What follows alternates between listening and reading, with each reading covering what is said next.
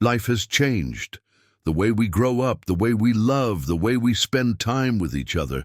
But for those who remember the townships of the 80s and 90s, childhood was not measured by things we owned.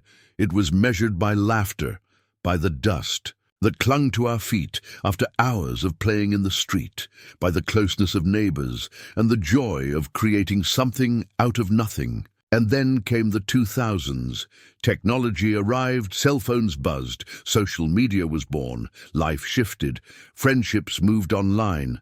The world opened wider than our small streets, but somehow the laughter in the yards grew softer. This is a story of two worlds. One world of dust and sunlight, another world of screens and light from phones. Two worlds that shaped us, two worlds we carry in our hearts. Growing up in the township of the 80s and 90s meant the streets were ours.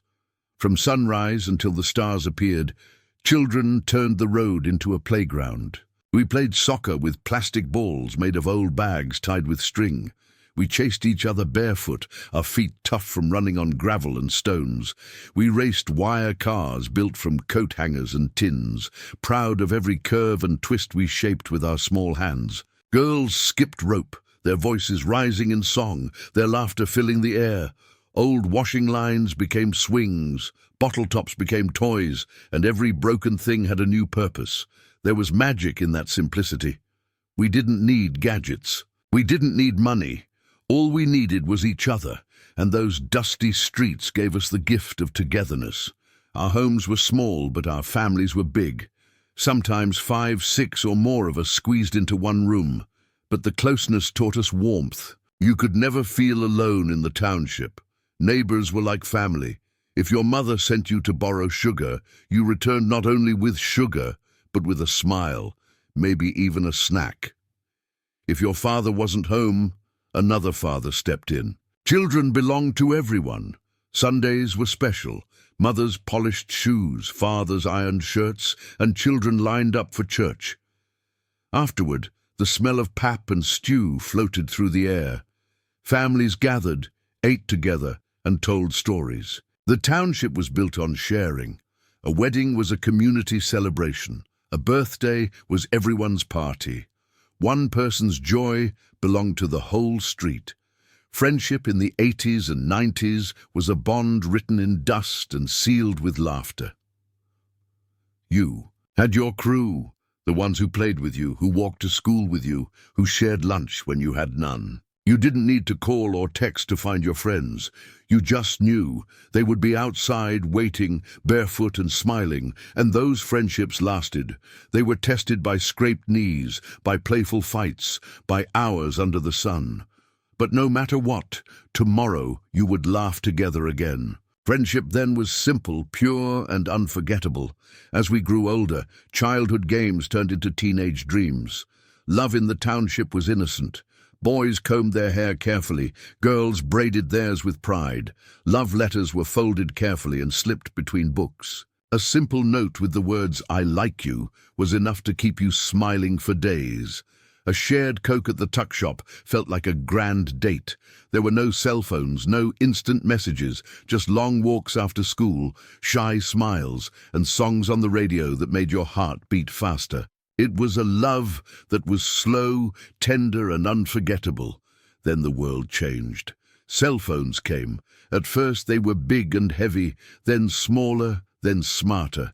Text messages replaced whistles at the gate. Instead of shouting your friend's name, you sent a "please call me." Children played fewer street games.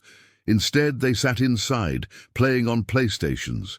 Music was no longer only from radios in the yard. It was on MP3 players, on phones, on the internet. Social media arrived. Facebook, WhatsApp, Instagram, TikTok. Suddenly, friendships stretched across borders. A child in Soweto could speak instantly to someone in New York. The township was no longer the only world. The entire globe was just one click away. But the streets grew quieter. The sound of laughter faded. The skipping ropes stopped swinging.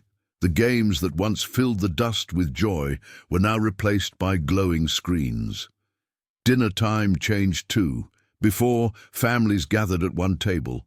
Everyone ate together, told stories, teased one another, laughed until stomachs ached. The TV played in the background, but the family was the main show. Now phones buzzed at the table. Parents scrolled through Facebook while eating. Children snapped pictures of food before tasting it. The same family still sat together, but each person's attention was somewhere else. Something was gained, connection to the world, but something was lost, connection to each other. The childhood of the past and the childhood of today each had their beauty. In the 80s and 90s, joy was simple. It was dusty feet, pap shared, with neighbors and friendships built by walking the same streets every day. After 2000, joy became instant. Photos, emojis, and messages made love and friendship faster but also more fragile. Children now play online with people across the world, yet sometimes don't know the name of the neighbor next door. One world taught us closeness. The other taught us connection. Both are part of who we are. No matter the time, the township spirit survives. Whether barefoot in the street or scrolling on Wi-Fi, we carry the same heartbeat, a heartbeat of resilience, creativity, and joy. The past gave us laughter in dust. The present gives us connection in light.